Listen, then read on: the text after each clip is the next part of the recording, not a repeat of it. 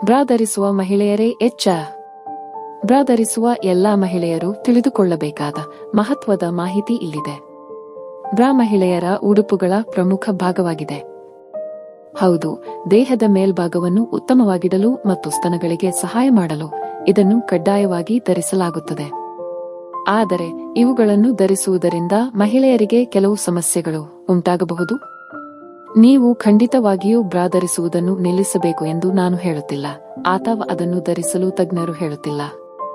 ಈ ಬ್ರಾ ಧರಿಸುವುದರಿಂದ ಆಗುವ ಅನಾನುಕೂಲತೆಗಳು ಯಾವುವು, ಇದನ್ನು ಯಾರು ಧರಿಸುವುದಿಲ್ಲ, ಅದನ್ನು ಯಾವಾಗ ಧರಿಸಬಾರದು ಮುಂತಾದ ಕೆಲವು ವಿಷಯಗಳ ಬಗ್ಗೆ ಇಂದಿನ ಈ ವಿಡಿಯೋದಲ್ಲಿ ತಿಳಿದುಕೊಳ್ಳೋಣ ಬನ್ನಿ. 1. ಹೆಚ್ಚಿನ ಹೆಂಗಸರು ಬಿಗಿಯಾದ ಬ್ರಾಗಳನ್ನು ಧರಿಸುತ್ತಾರೆ. ಇದು ತಿಳಿಯದೆ ಸ್ತನದ ಕೆಳಭಾಗದಲ್ಲಿ ಸಮಸ್ಯೆಯನ್ನು ಉಂಟುಮಾಡುತ್ತದೆ. ರಕ್ತ ಪರಿಚಲನೆಯ ಮೇಲೆ ಪರಿಣಾಮ ಬೀರುತ್ತದೆ. ಮಹಿಳೆಯರ ಎದೆ ಅಥವಾ ಪಕ್ಕದ ಜಾಗದಲ್ಲಿ ನೋವನ್ನು ಉಂಟುಮಾಡಬಹುದು.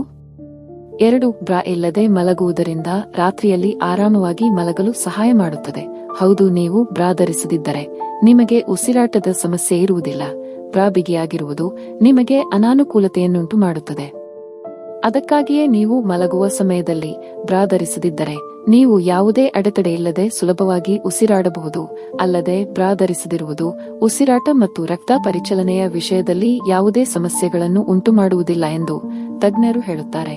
ಆದ್ದರಿಂದ ಬ್ರಾ ಧರಿಸಬೇಡಿ. 3. ಕೆಲವರು ತುಂಬಾ ಬೆವರುತ್ತಾರೆ. ಅಂತಹ ಜನರು ಖಂಡಿತವಾಗಿಯೂ ಸರಿಯಾದ ಬಟ್ಟೆಯ ಬ್ರಾವನ್ನು ಆಯ್ಕೆ ಮಾಡಬೇಕು, ಏಕೆಂದರೆ ಕೆಲವು ರೀತಿಯ ಬಟ್ಟೆಗಳು ಬೆವರನ್ನು ಹೀರಿಕೊಳ್ಳುವ ಸಾಮರ್ಥ್ಯವನ್ನು ಹೊಂದಿರುವುದಿಲ್ಲ. ಇದು ಕಿರಿಕಿರಿಯನ್ನು ಉಂಟುಮಾಡುತ್ತದೆ. ಇದಲ್ಲದೆ ನಿರಂತರ ತುರಿಕೆ ಮತ್ತು ದದ್ದುಗಳಿವೆ. ಬೆವರುವುದು ಶಿಲೀಂಧ್ರಗಳ ಸೋಂಕಿನ ಸಾಧ್ಯತೆಯನ್ನು ಮತ್ತಷ್ಟು ಹೆಚ್ಚಿಸುತ್ತದೆ. 4. ಫ್ಯಾಟ್ ಬ್ರಾಗಳನ್ನು ಹೆಚ್ಚಾಗಿ ಬಳಸುವ ಮಹಿಳೆಯರಿಗೆ ಮೊಲೆತೊಟ್ಟು ಸಮಸ್ಯೆ ಉಂಟಾಗಬಹುದು. ಹೌದು, ಮೊಲೆತೊಟ್ಟುಗಳು ತುಂಬಾ ಸೂಕ್ಷ್ಮವಾಗಿರುತ್ತವೆ. ಇವು ಒಣಗಬಾರದು, ಆದರೆ ಈ ಒಣಗುವ ಸಮಸ್ಯೆ ಹೆಚ್ಚು ತುರಿಕೆಗೆ ಕಾರಣವಾಗುತ್ತದೆ. ಅದಕ್ಕಾಗಿಯೇ ಮನೆಯಲ್ಲಿದ್ದಾಗ ಬ್ರಾ ರಹಿತವಾಗಿರುವುದು ಉತ್ತಮ. 5. ಅಗತ್ಯವಿಲ್ಲದಿದ್ದಾಗ ಬ್ರಾದಿಂದ ದೂರವಿರುವುದು ಒಳ್ಳೆಯದು. ಹೀಗೆ ಮಾಡುವುದರಿಂದ ಸ್ತನ ಕ್ಯಾನ್ಸರ್ ಬರುವ ಸಾಧ್ಯತೆಗಳು ತುಂಬಾ ಕಡಿಮೆ ಇರುತ್ತೆ.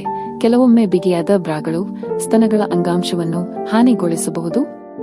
6. ಬ್ರಾ ಸ್ತನಗಳನ್ನು ಬಿಗಿಗೊಳಿಸುತ್ತದೆ. ಹೌದು, ಬ್ರಾ ಸ್ತನಗಳನ್ನು ನೇತಾಡದಂತೆ ಮತ್ತು ಹಿಗ್ಗದಂತೆ ರಕ್ಷಿಸುತ್ತದೆ, ಆದರೆ ಇದು ನಿಮ್ಮ ಆರೋಗ್ಯದ ಮೇಲೆ ಪರಿಣಾಮ ಬೀರುವ ಸಾಧ್ಯತೆಯಿದೆ.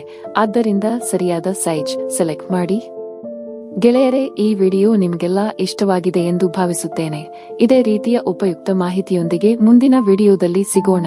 ವಿಡಿಯೋ ಇಷ್ಟ ಆಗಿದ್ರೆ ಲೈಕ್, ಶೇರ್ ಹಾಗೂ ಸಬ್ಸ್ಕ್ರೈಬ್ ಮಾಡುವುದನ್ನು ಖಂಡಿತ ಮರಿಬೇಡಿ. ಕೇಳಿದ್ದಕ್ಕಾಗಿ ಧನ್ಯವಾದಗಳು.